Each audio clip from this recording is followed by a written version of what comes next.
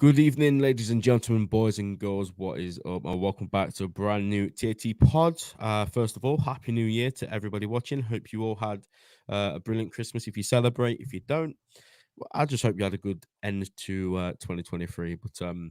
Yeah, first things first, Shigz, welcome back, mate. How you doing, mate? I'm well, bro. It's been a while since I've been on, man. So, yeah, I'm good. I'm good. Glad to be back, and I'm glad to be starting the new year with a win because this time last year it weren't like this. So, boy. Absolutely, mate. Absolutely. This time last year, I think we was like sixth and about Yeah. 7 or 8 points already off the top four. So, Yep. yeah, you fast forward 12 months and we're top of the league, and life is good at the minute. Obviously, anything can happen, but right Yeah. now we're doing fine. Guys, first of all, before we carry on, make sure you check out the podcast sponsor, yourfootcard.com. Link in the description. You can use TAT pod at checkout for 15% off. Just grab this. This is just one that I have that the guy sent me. It's Kenny Dalglish, obviously Liverpool icon. One of the all-time greats. You can get any picture on these. You can get any customization, any stats, any style of card. Amazing presents. Christmas has just gone, obviously, but yeah, any occasion they are amazing for. We are going to get straight into it. And Mike is on his way. Mike will be coming in just a moment. Let me try and share my screen because I've got the lineup and match stats. Where can I do that? One moment, guys. I'm rusty. I've not used this in a long time to live stream. I did the Burnley one, but I did it as a video. So live streaming, yeah, I've not done one in a while. Here we go, Shigz. I'm going to get your thoughts on the lineup first of all. We had Alisson in goal, Gomez, Virgil, Canate, Trent, Curtis Jones, Endo, Szoboszlai, Luis Diaz, Darwin Nunez, and Mo Salah. Was you confident when you seen that lineup, mate? Yeah, I was. The guy, how the times have changed. Do you remember me at the beginning of the season when I was talking about Endo? Look, I'm so happy he was in the team. It was immense again today. Quality. I mean this when I said it. We might actually miss him when he goes along with Salah. He's been immense. Like he's going into the team and he's become a mainstay. Well, not a mainstay, but him and Jones. I was happy that got a start as well because he. Remember before, I think it was last season, I was saying that he doesn't know what type of midfielder is, and this season he seems to have grown into what he needs to be for the team. Yeah. So I was happy with the starting lineup. Yeah, me too. I think that is pretty much the starting lineup I went with. I think the only difference was I thought Gakpo may have started, but Klopp did go Luis Diaz, and we'll speak about Diaz in just a while. But just quickly, I did think that was his best performance of the season so far. I thought he was brilliant. I thought, yeah, I really did. And by far. I said on the TAT space before the game that I think it's quite over exaggerated on how people think he's so poor. Like, I get it, he's changed. That injury obviously has taken a little bit from his game. Anybody can see that, but he's still got something to offer. And today I thought it was brilliant. When he went off, I was actually quite frustrated because he was the one creating everything. And it's been a long time since we've seen that. And I just thought, like, he's in his stride now, he's in his rhythm. He did go off, and ultimately the subs worked. For a moment, I didn't think they were working. I felt like we lost a bit of our rhythm, and I know I'm getting ahead. We'll go back to the start in a moment. But it took about 10 minutes for those subs to get used to the game, and they cooked, man, and we got what we deserved. Let's go back to the start then, Shigz, because it was a really good start, wasn't it? We were on the front foot. We were just penetrating them with attack after attack after attack. But yet again, we just couldn't find the opening goal. And we have chance after chance. Nunez has some chances, a very big chance. Talk to me about these chances. Why is it so difficult for us right now to get that early goal to then take the pressure off for the rest of the game? I think it's just composure, especially with Nunez. I've been Nunez's biggest fan. The next couple of games he needs to hold bench. I'm sorry, like you can't. Well, I don't even know. See, I say that, but then I'm like, I don't trust him to come off the bench and score like I do Jota and Gakpo to do that. That's a problem, and Gary Neville said it's so frustrating because he gets so it's not a coincidence that he keeps getting these chances. Yep.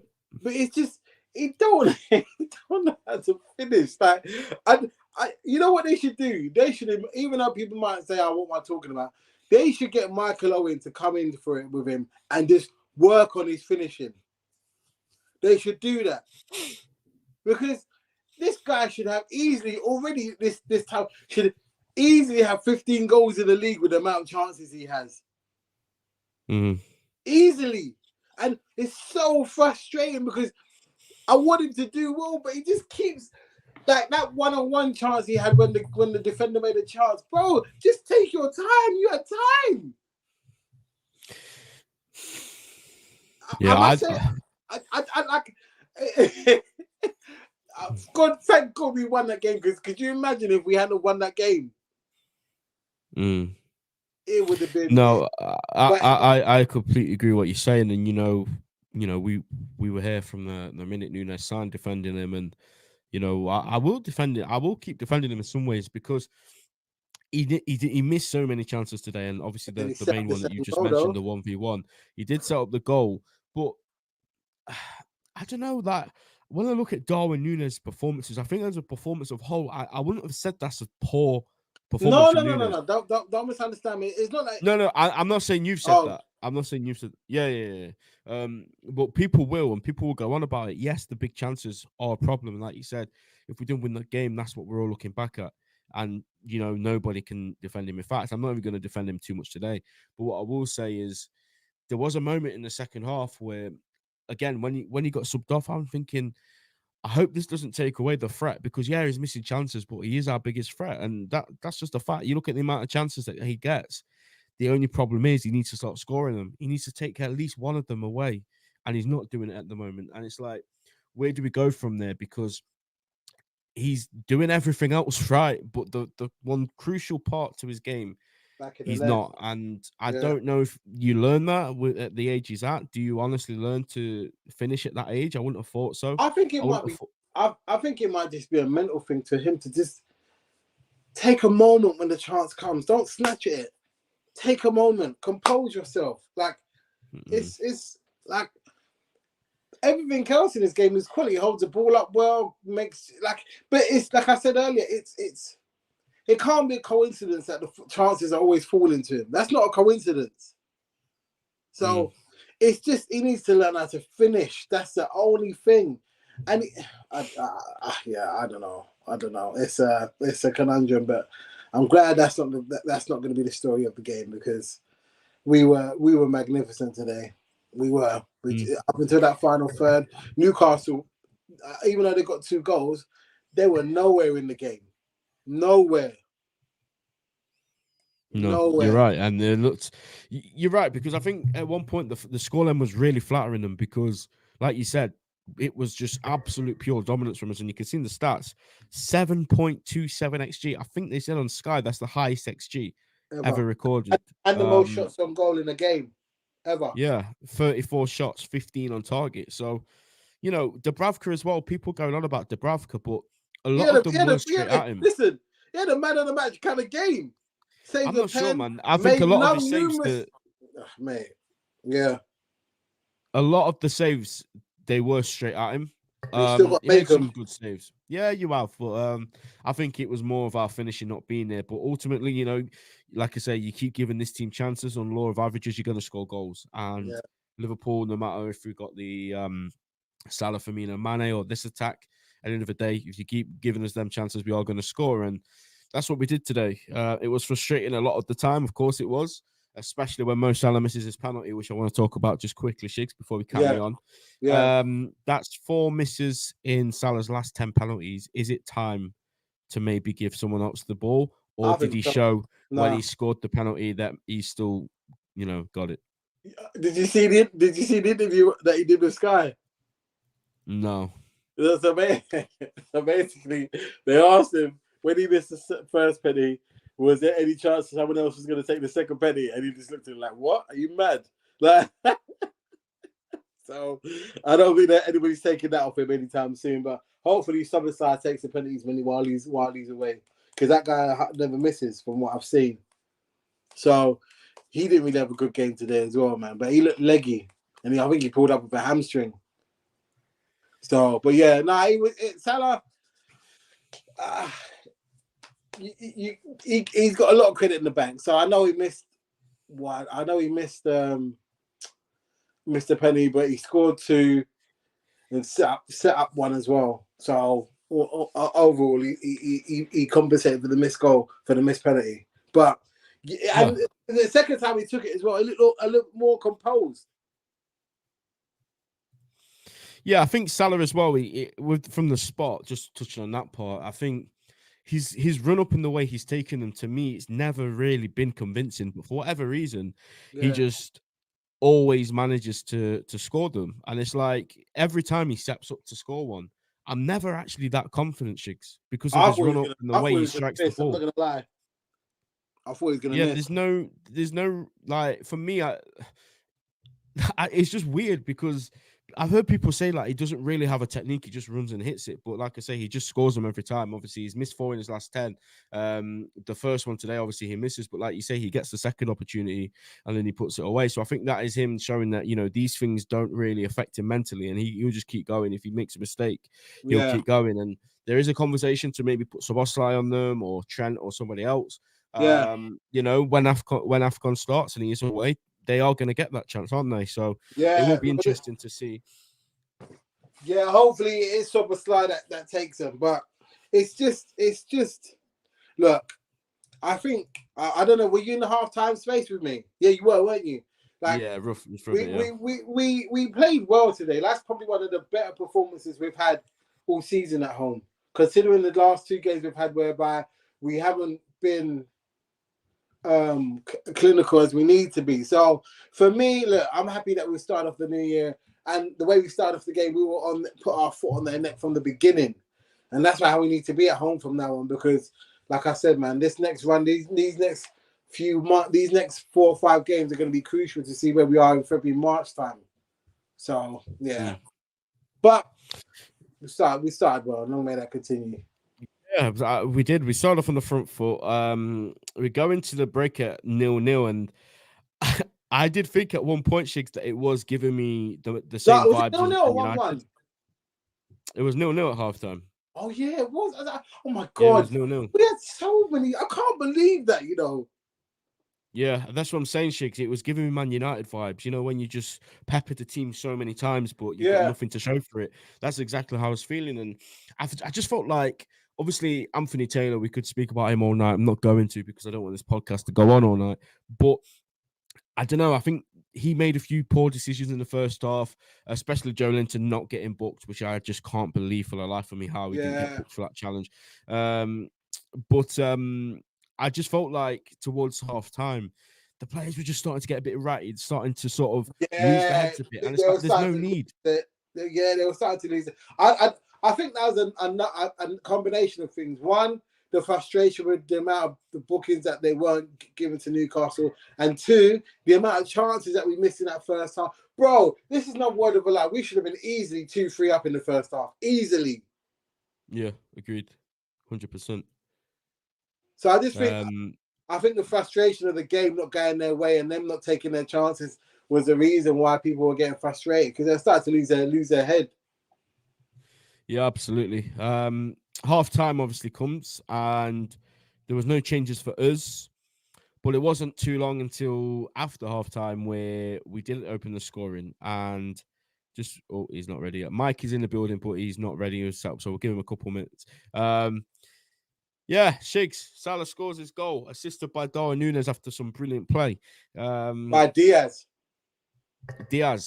Yeah, that run that Diaz went on, and that just goes to show the conversation we were having at the start when Diaz playing well and probably his best performance of the season. He won't get anything for that goal, will he? Because obviously it was an assist from Nunez, a goal from Salah. But for me, he had the most crucial part in it, didn't he? Yeah, yeah, he did. And also as well, there was a couple of times where Cruyff turned the players, and that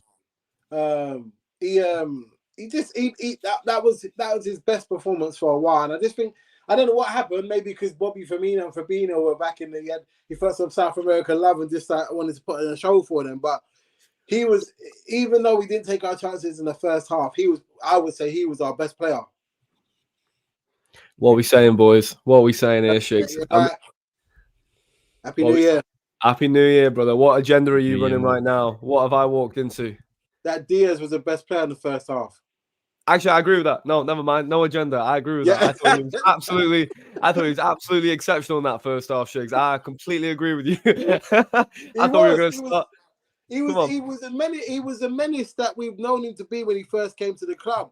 Like I don't know what I was just saying to Ben, because I think Fabinho and Firmino were in the stands, he wanted to put on a show for them. But like I said, I was like you said earlier, Ben, I was a little disappointed that he came off, because I think he warranted to stay on the pitch, but not mad at it. But like I said, hopefully this carries over into the next couple of games now, and he starts getting back to his best. Also, as well, I've got to say this. I think, and you might think different, I think Joe Gomez helped him as well.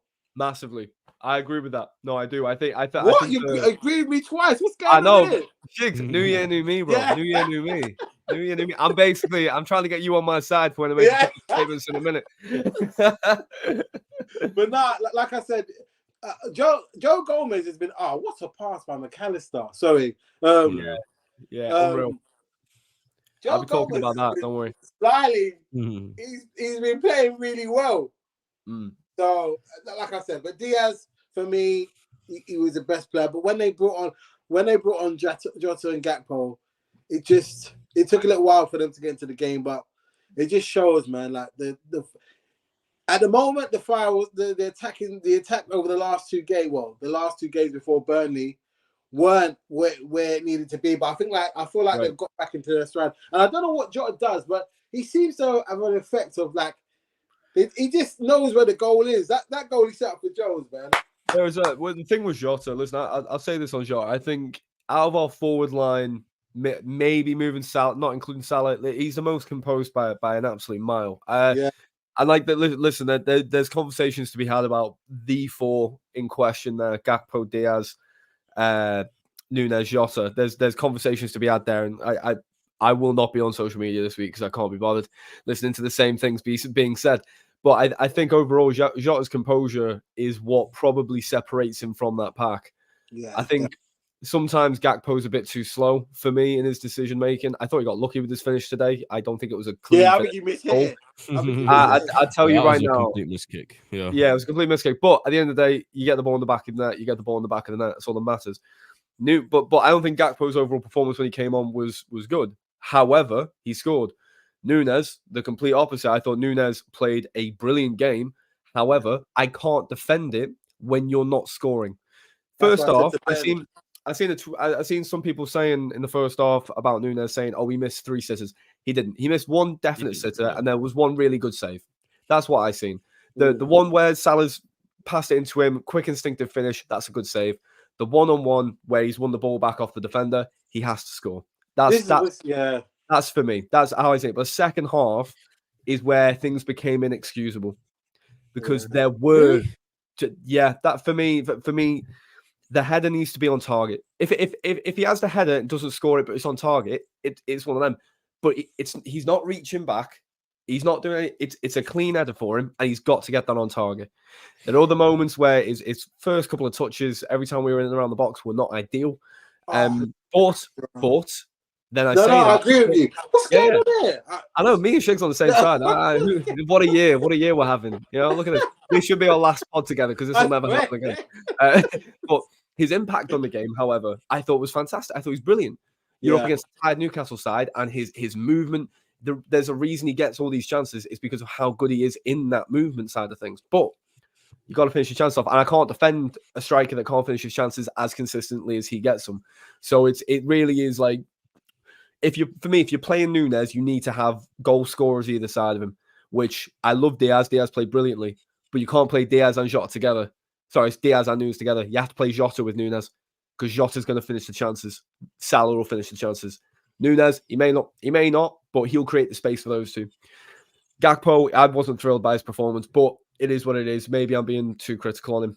I don't know. What do you guys think about Gakpo's performance when he came on? No, I wasn't too disappointed with him. He got the goal. There was a couple of chances that he got. I think now again, it's a case of players know that if they don't score, there's someone on the bench that will come and take your spot. And that's how it should be, because for me, first half I was saying in the spaces that they should get Gravenberch on and maybe Jota on. I didn't think it would be on Gakpo yet, because like we said earlier, Diaz was having a good game, so I wanted Diaz to get another 15, 20 minutes. But the gaffer knows what the gaffer knows, and he made the change. He got the goal. Yes, yeah, definitely.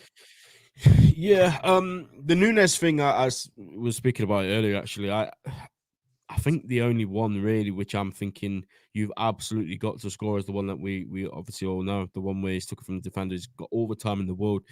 I think the header, I think if you watch it back, it is going over him. So he has got to like get all the power on it. Look, I'm not excusing him. I said at half time, I can't excuse it anymore. I love him and I will support him and I will stick by him. Listen, he's one of those players. He's one of those players you love. Like, I understand it completely. Yeah.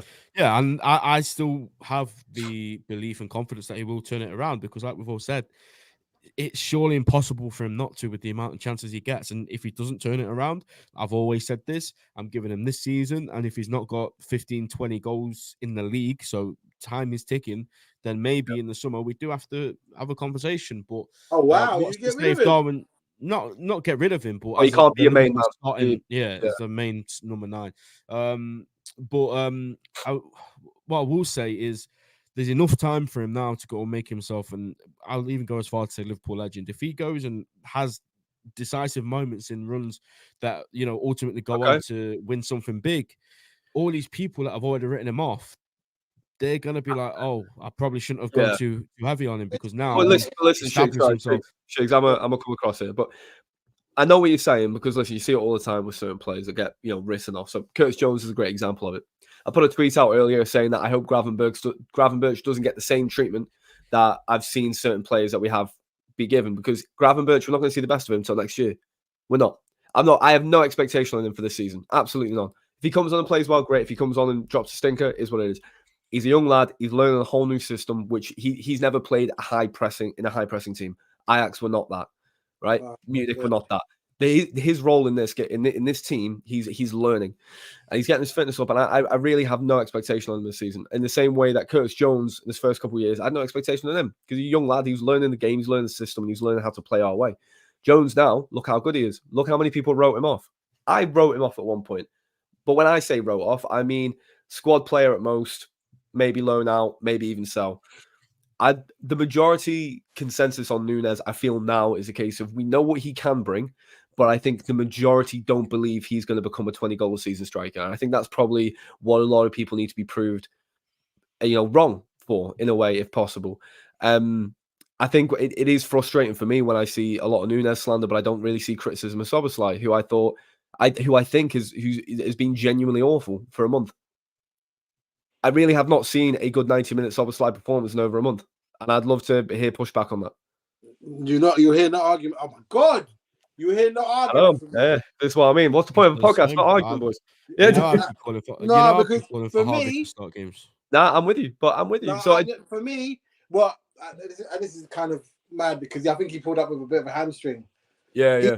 But then again, the thing with Szoboszlai is I'll give him a little bit of leeway. Reason being is because in Germany he would have been on a break right as now. Oh yeah, so, okay. So for him, it's, and this is a too many games. You think too many minutes in the legs early on? Like he doesn't get from when do they break? I think it's from 23rd till the 4th or 5th of Jan. They're off. Right. So you think it's just too many minutes in the legs? Yeah, I just think it's a culmination, because even before this period, he looked tired. Even in the game against Sheffield United, he looked tired. Yeah. Listen, I know what you're saying. I think for me, my issue is, and listen, you're always going to have this when it comes to sort of like social media commentary of anyone. People have their favorites, people have their biases. I think Szoboszlai has skipped away from a lot of criticism. From a lot of criticism that he probably should be getting, because I'm going to be honest, this is a bold statement. I'm only saying this because it's on a podcast. Maybe this is hyperbole, but I've watched Jordan Henderson put in similar performances and people call for his head consistently. And not about last season's Henderson. No. The only reason I think Szoboszlai doesn't get as much criticism is because he's scored some worldies this season that Jordan can only dream of. Okay. But in terms of performance, I think he's partially at fault for the goal we can see through Isaac. I don't think him and Trent do enough to get the ball back. I know people focus on Van Dijk. Away. He gives the ball away. He gave the ball away sloppily on several occasions. The power on the pass was off. I know the pitch almost was waterlogged in certain areas, in fairness, which I did notice in the second half more. But I'm still not going to forgive it because I just feel like he's quite indecisive at the moment. And the thing is, in terms of quality in midfield, I'm sure we can all agree going forward, he probably is, without a doubt, head and shoulders above the rest of them in terms of the quality he could provide. Okay. Now, I would say Endo's our best midfielder right now. Yeah, I'm on about final third, though. Just final third and product midfield. No, I'm talking about overall. Overall. But in terms of keeping the ball, keeping things ticking over, not giving the ball away, recovery. Ben and I sit here. Talk about Endo to Ben and I, man. Me and Ben, and we have been on the Endo train. Don't you worry. Yeah, I only just bought my ticket recently. So. Yeah. No, you get on. I got room. We got room here. Pull up a chair, man. No, I think for me, like I look at. I've said this all season. McAllister's our best signing in the summer. He's our best midfielder. Yeah. That pass he made to Jota. It's ridiculous. I think Szoboszlai, I completely agree with what you're saying, but I'm also in the camp of I know what he can do and I know how good he can be and I know that he's got world-class potential. Yeah, I agree. I just need to see him keep things more simple, I think. I think when he tries to do those defense splitting passes every 2 seconds, and there was one moment where he had the ball at his feet and he just ran it into a Newcastle player and then they work on it. And it's like, you just need to cut those things out. And I have been calling for Harvey Elliott to start games, and all I get told is, no, he's an impact sub. What? Like, what if he causes an impact from the bench? Like, just start him. Like, give him a chance. Just because he creates impact from the bench doesn't mean he can't be a starter for a few games. I've seen Harvey start, and he doesn't have the same impact he does when he's coming off the bench. I think look at the games. If players aren't pulling the weight, they don't start for me. It's the same. People have the same energy for other players, so I keep it for every single position. If anyone's not playing well, I don't know how far it goes back to. I've not really given it much thought, but Mike thinks it's a month. Why is he still starting? I think it's at least a month. Why is he still starting? Well, I'll tell you why. It's literally, it will be down to how the positions played. So it'll be down to like the press. That's what it'll come to. Because Klopp said in his interviews, you work hard, you get it. It's one of the same reasons I think Nunez has started more than Gakpo, which is mad because last season Gakpo played that role so much better than Nunez. Yeah. But I think it's just down to off the ball, playing the position to the way Klopp and Linders want it. Now, I agree, though. I think Elliott, for me, I remember watching the West Ham game, right? I think that's what we've seen in the West Ham game, where Szoboszlai and Elliott technically started on the right, but him and Szoboszlai consistently interchanged. And I think that is what we're going to see now going forward for the next 10 games. You're going to see Elliott and Szoboszlai in that right pocket. We'll never know who's really in the midfield thing until you're looking at us off the ball. But on the ball, those two will consistently interchange, and it will benefit Szoboszlai because he'll be in a more natural position forward. Yeah, and he'll have more pressure on him to be in that box to play that final pass. I think it'll benefit him in the same way. I think Elliott will then get a run of games, which will be fantastic for him. But it's just for me, it just wasn't good enough today from him. But you saying that we won 4-2, so maybe I should be more positive. You know what I mean? Yeah, we're not looking down on them too much. We've got to have these conversations about players, good and bad, and we'll get on to the good stuff. Of course we will. Yeah, I just think, if he has been poor, which a lot of people seem to think now, and, I get the whole thing of Elliott being a spark from the bench and having that impact, but like he needs more chances to start games as well. He's not just going to be a bench player all his life. He's still only, 19, 20, like, give him an opportunity, and I think he will get him. Like you say, Mike, we've got Arsenal coming up in the Cup, then AFCON, he's probably going to play on the wing a couple of those games while Salah's away. He's going to get those chances, and I know Harvey's going to take them because I know how good he is. I just feel like if certain midfielders aren't pulling their weight, they shouldn't play. But like you say, Mike, we won 4-2. Who really cares? Let's move on then. What else happened then? Jota dive? Are you talking about that? Let's get into that. I want to hear your two-piece, then I want to say mine. So can I? Yeah. Go ahead, Mike. I came in here. It's been a minute since I've been on pod, so I just got to get all the energy out.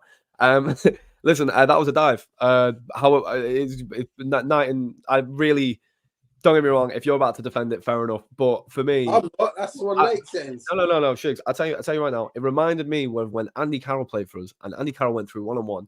And he dived over the keeper. And we all sat there and went, why has he dived? Makes no sense. That's exactly what happened here. He rounded the keeper. The ball's not too far ahead of him. There is the slightest bit of contact. I'm not going to lie. The first 5 times I watched it, I don't see. It's that minimal.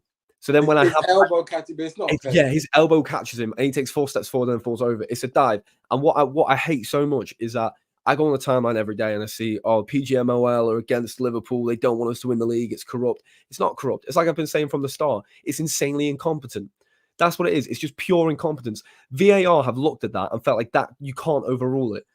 It's a clear and obvious error. It's not a penalty. Newcastle were hard done by there. We should have won, deserved to win. That's not an argument. But in that moment, I'm sorry, I don't understand it because I'm going to see, I guarantee when next decision goes against us, PGMOL, corrupt, they're against us. It's not. It's insane incompetency when no one that officiates the game seems to understand the game.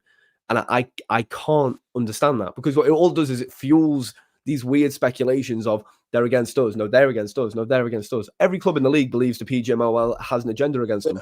Here's an idea. They're just bad at their job. Listen, the VAR does not discriminate. I'm telling like it does not. Anyone can get it. Like anyone can get it.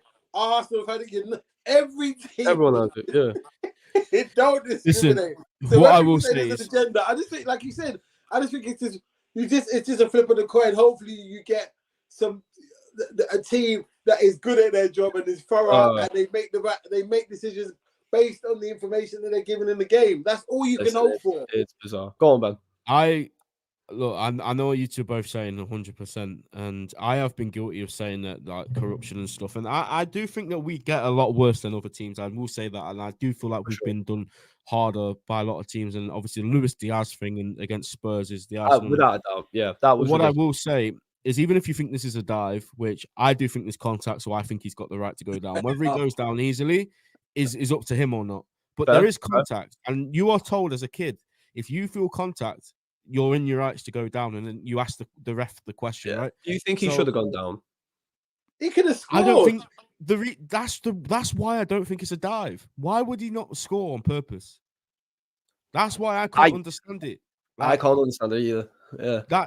So I don't think it's a dive. I genuinely think that even if it's the slightest bit of contact, because of the conditions and the speed he's running at, I genuinely think it's just made him go down. And whether he's gone down easily is a different question. But what I will say on the back of that is, if you think this is a poor decision, wow, well done. A poor decision against Liverpool. That's about 1 for us. Yeah, and then about 10 against us. It's not really balanced itself out. No, by no means am I saying it's balanced itself out. And then, but no, no, you're not. But, I listen. This is the issue with social media in general. It's one of the reasons why, like, I'm a part of football Twitter by proxy. I have to. I keep it at arm's length now.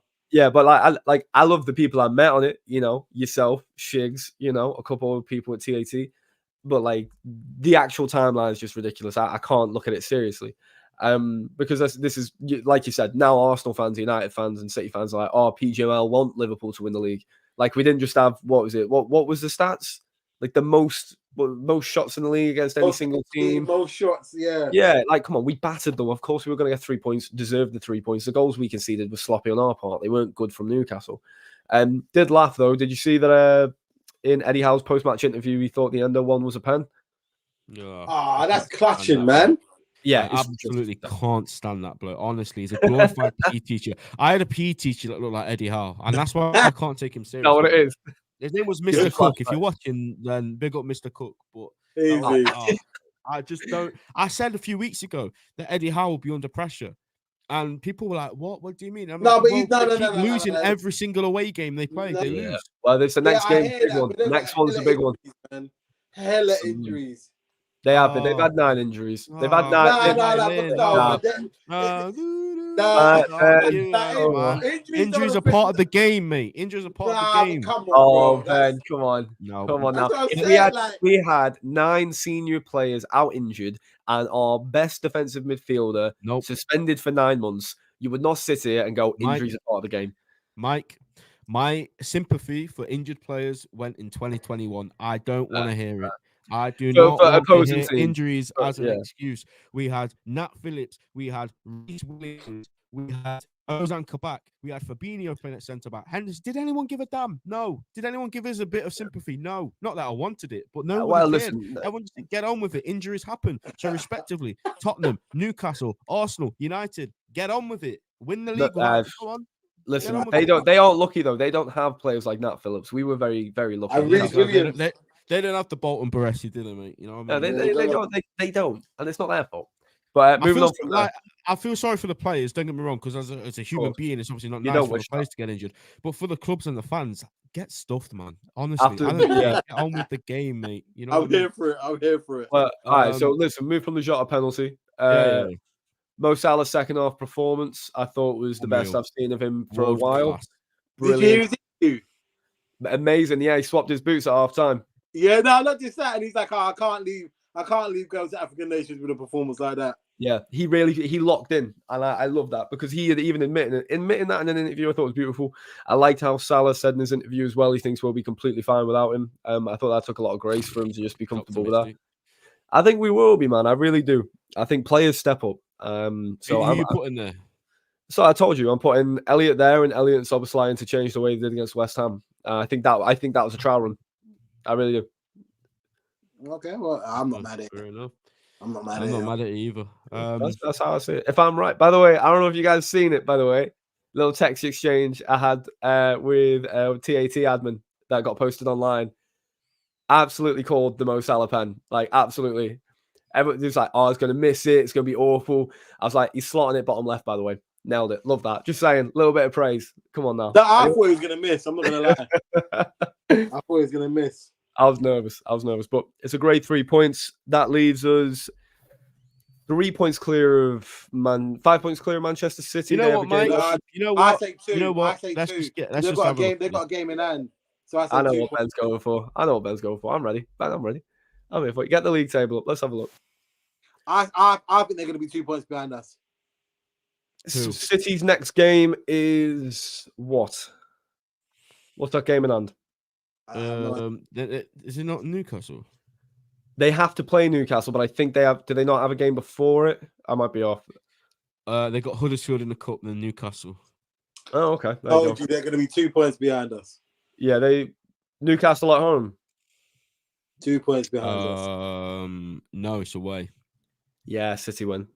Oh, sorry, away at Newcastle. You mean at St James's?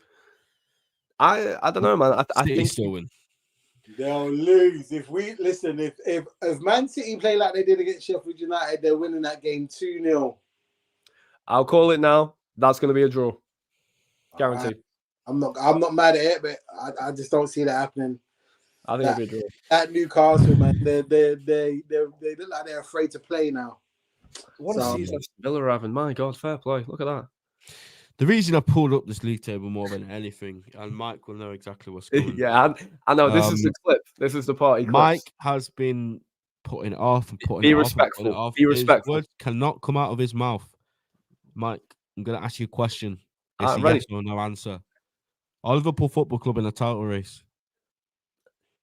Yes. We are in a title race. There we go. We said it. I'm here. Mike Quill has just confirmed that Liverpool. Well, he wasn't saying that before, no? Listen. Let me put this because then you can use this as part of the clip. All right. I've been putting this off right for half the season. I've been saying since the start of the season, two little things: either after the City game or halfway through the season. We've reached that point. I've been blown away. I think we're ahead of schedule. I think everyone can agree with that. I think we've got fortunate that City haven't turned up the way they have done in previous seasons. Well, you know what? Arsenal, Shigz, hold on. No. Just quickly, they've only got 2 more points than they did last season. Arsenal have 10 points worse. Yeah, 13. Yeah, 13. That is a byproduct of them being in the Champions League. They've changed the system, etc. It's still a 3-way race for me. Arsenal aren't out of this race. We are in the race. We are not favourites yet. We will be favourites. I'll tell you this. If come the next time we play City, we have a 5-point gap on them. Before we play them, we're favourites. When we play City it's again? 2 teams.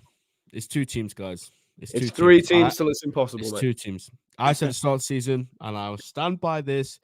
The team that finishes above Manchester City this year will win the Premier League. I don't argue that. Arsenal can finish 3rd level on points if you want. They're not very good. They signed Declan Rice and got worse. No, listen. They spent 100 million on the midfielder. They could have got Wataru Endo for 20 mil. Arsenal, in terms of what they're trying to do this season, is they're trying to be more controlling of games so they don't, bottle games, i.e. Southampton. However, as a result of that, They have They've gone shifted too far that tactically. way. They've got an imbalanced midfield. Kai Havertz was a questionable signing. They put all the pressure on their wingers to score goals. They need a striker. If they have a solid January and a tactical switch, they can go on a run. And I give you an example of a team that needed a tactical switch and went on a run. Us last season when we put Trent inverted. Before then, if I said the same 11, right, would go on the run they went on, you would have called me crazy. A smart tactical switch by coaches can change a season. Arsenal, a little bit of work, you don't know what's going to happen. I think it's so naive of our fan base to say now, because don't get me wrong, end of the season they could be out of it. You're right, but I just think it's so naive to just one or two games. two bad results. Yeah. I'm When do we saying play City? March. Towards the end, isn't it? If I'm right, it's I'm not March. saying it. I could Let be me wrong. just say now. I'm not just saying it on the back of two No, results. you've said it. You've been in this for a minute. I just Arsenal as a football club. Talking to some, well, I don't really talk to them, but I see their fans on social media. I see how arrogant and cocky they are. I'm just never worried about them. Like, obviously, I think last season, if they were going to win a Premier League, how are they not doing it last season when they were 95? They were top of the league for 95% of the season. I think City were only top of the league for like 11 days or something like that. They were top of the league when it counted. We still see these screenshots of 13, 14 league tables when City literally had games in hand over us. And people say that's the biggest collapse of all time. No, it's Arsenal last season. If we was in that position Arsenal were in last season and we didn't win the league, people would still be going on about it now. There'd be DVDs made. People, they'll have spaces all day long. So, I'm not worried about Arsenal. I'm not worried about Mikel Arteta. I think he's a good manager. I don't think he's a world-class manager. And to win a Premier League and to beat Pep Guardiola to a Premier League, you need to be a world-class manager. And that's I don't disagree with anything you said. I'll say that. I don't disagree with that. Anything you just said there right at the end, don't disagree with it. You're right. If Arsenal prove me wrong, I'm happy to sit here and take it and hold my hands up and say I was wrong. But Shigz, I just don't see it. Do you? Careful. He's about to disagree with me. Nah, you know what it is? I watched that Fulham and Arsenal game, and like I don't know what's happened with Saka and Martinelli, but they look like shadows of themselves. Like, I know Saka got the goal, but I can't explain it because the beginning of the season, Saka was quality. Martinelli, I've always had my reservations about him. I just think he's a pace merchant, and that's it. But that's my opinion. But like, listen, long may it continue. And listen, we'll see what happens. I think it's going to be interesting. I'm excited that we have Maka back. I'm excited that we've got Jota back. And the fact that Robert looks like he's going to be back soon as well, I think it's going to be a huge boost. So I'm disappointed Tsimikas got injured, man, because he looked like he was hitting form. He was hitting form. Final thing to probably speak on before we wrap up, really brief. The Fabio Carvalho news. So as you guys know, he's been recalled. We are looking to loan him out. Teams such as Southampton are interested. It has been reported that a Premier League club came in to purchase him. We said no because he is apparently a part of our future plans. What are the initial thoughts of that news, guys? Happy days. Okay. Happy days. I think look, I don't believe it that he's part of our future plans. And I think I mentioned this in the chat with you, Mike. I just think that could be like a PR thing to try and bump up the price if he has a successful loan spell. Like, oh, we've got this wonder kid who is eventually going to be a first team player, can't get in the squad, but we're willing to take 20-25 mil for him. I'd love to be proved wrong because I was excited when we signed Fabio Carvalho. I thought there was a brilliant young player in there, and there still is. But I just can't help but think last season, when we had an attacking crisis and when we had a central midfield crisis, he was never involved. They never once turned to Fabio Carvalho and said, oh, you have a run of games now. Yeah. And I'm thinking, why is that? There's got to be a reason, whether it's attitude, which, you see a lot of people say he's got bad attitude. I don't know if he has or not. I don't know the kid. I don't go to training sessions. So nobody really knows whether it's because of his abilities, personality, or what. But I just think if he did have a future here, then last season when we absolutely needed him the most, he would have got more game time, and he didn't. He's gone to Leipzig. I feel a bit sorry for him because I don't think that was the right club at all for us to sanction that move to. And they went and signed Xavi Simons, who is just different level to him right now. So that sort of hampered his game time there. I just hope that, he goes to a team in the Championship, where he is going to play week in, week out, because let's not forget that is the league where he was flourishing in and he looked like an incredible player. And when we signed him at the time, everyone was so excited for him. So just let him go there, let him play with no expectation on him. And then obviously we'll reassess in the summer. If we do cash in and move him on and get some money in the kitty, great. If we think he's still good enough to have a role in the squad, whether that be at left wing or whatever, great. I'm happy either way. But I think, this next 6 months is absolutely crucial for his career either way, really. So, No, I agree with you. I'm in agreement. It'll be interesting to see what happens. I hope he gets a loan to a Championship or Premier League club. That's all I ask, really. But did you have anything to add, Shigz, to that? No, I just want the guy to be given a chance because I think there's a player in there. But listen, I've learned to I trust Klopp. So whatever he wants to do, if he wants to keep him, great. If he wants to sell him, I'll be the same. Shigz, would you just Klopp if he plays your boy Conor Bradley on Sunday at the Emirates? Yeah, because we don't need the FA Cup. Wow. Because for me, I'm not really bothered about the FA Cup. I'd rather win the Okay. I'd rather win the Carabao Cup because we're in the semi-final. I know what you're saying. I want to win I want to win it, man. Yeah, I'm about to say I'm with you. I want to win. FA Cup is. I know you're not doing this, Shigz, but people do look down on the FA Cup, and for me, it's still one of the biggest trophies you can win. And if you win no. Like I said, I'm not looking down on it, but if I see the team sheet and Conor Bradley's on it, I'm like, oh my god, what's he doing? All right, it's what it is. Hey, back Conor Bradley. What are we doing? Just leave. No, it's because this goes back a long time. Shigz is, he had a bit of a Conor Bradley agenda at one point. What's next? Just real quick before we do go, let's not give the 11 because I think it's impossible to call. But what do you guys think the team will be on Sunday? Do you think it's going to be strong, a mixed team, rotated? Are we playing on Sunday against Arsenal? Yeah. Oh man. I think it'll be a mix. I think there's enough rest now. It's a 7-day rest to the game, or 6-day rest rather. So there's enough time for rest and recovery and a couple of sessions in. So I think it'll be a rotated side. Like I think you see Bradley in there, you see Kwanzaa. Be interesting to see whether it's Van Dijk or Konate. Probably Van Dijk because of Konate worries, but Kelleher in goal. Joe Gomez probably still starts left back. Your midfield, Endo's gone now, so you're probably saying Maka to get minutes in his legs for 60 minutes. You probably put Elliott in there. Yeah. Gravenberg start. Again. No, Gravenberg start. Come on, he's not starting 3. And then your front 3. Oh, yeah. True. And then front 3, Doak's out now, isn't he? So then your front 3 might still be pretty strong. He might do the Jota and Gakpo start because of who started today. So for me, it's Jota, Gakpo, and then do you put Szoboszlai in there and start that run? Do you try Elliott? Szoboszlai's injured. I said Elliott in the 3. So Elliott's in the midfield 3 for me. So Szoboszlai's injured. Oh, Szoboszlai might be injured. True, yeah. So you never know. He might put Diaz. He might put Diaz on the right for all we know. Who knows? But it'll be interesting to see who goes there. To be honest with you, that's one game I'm not. If we win, if we lose, great. Yeah. If we win, I'm not. Yeah. You know what? I think I kind of agree with what you're saying because the fact that it is Arsenal and it's away, and we are now in the title race, and there's all Endo, Salah's both gone.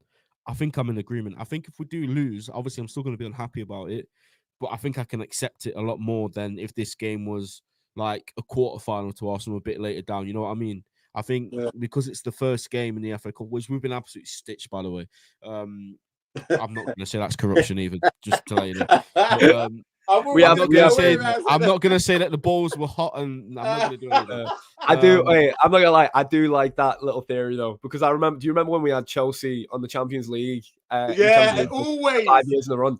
It was just like, what are we doing? What are we doing here? But who knows, man? So we have been stitched by that fixture, but look, if we're good enough, we'll win. If we're not good enough, we don't have the firepower, then we'll be out, and we can focus on the priorities, which are the league and Europa League, the League Cup, which is a massive opportunity now, isn't it, to go win that, and then obviously Europa League. I've said it all along. I think we'll win 2 trophies minimum this year. I think Europa League will win, and I think League Cup will win.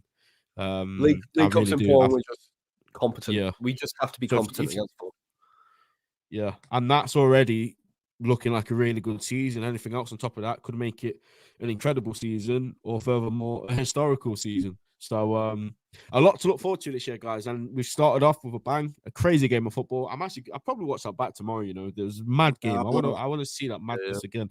But we'll be here, guys. We might do a preview for Arsenal. I will let you know on the Twitter. But if we don't, we will see you after the Arsenal game on Sunday evening. So take care, like, subscribe, take care, people, and we'll see you next time.